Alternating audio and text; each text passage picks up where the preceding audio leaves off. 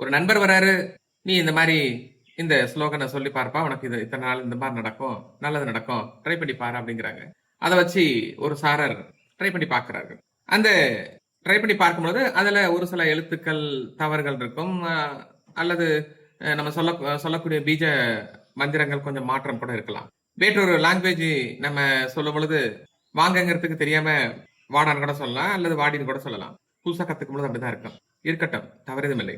ஆனால் அந்த மந்திரங்களுக்கு சில சாப நிவர்த்தி அப்படின்னு இருக்கு.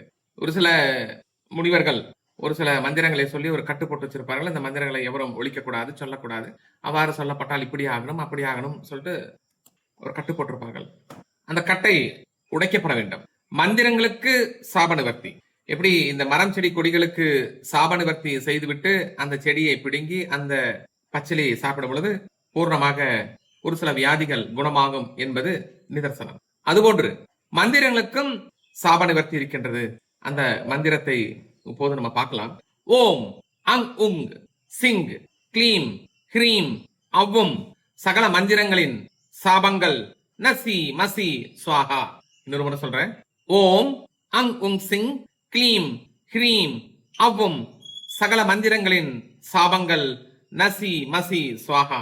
சோ தினந்தோறும் இதை 45 முறை நீங்க சொல்லப்பட வேண்டாம். இது ரெகுலரா டெய்லி நம்ம சொல்ல சொல்ல சொல்ல சொல்ல காதால் கேட்கக்கூடிய மந்திரங்கள் கூட அதுல சில தவறுகள் இருந்தால் கூட நம்மள எதுவும் எஃபெக்ட் பண்ணாது.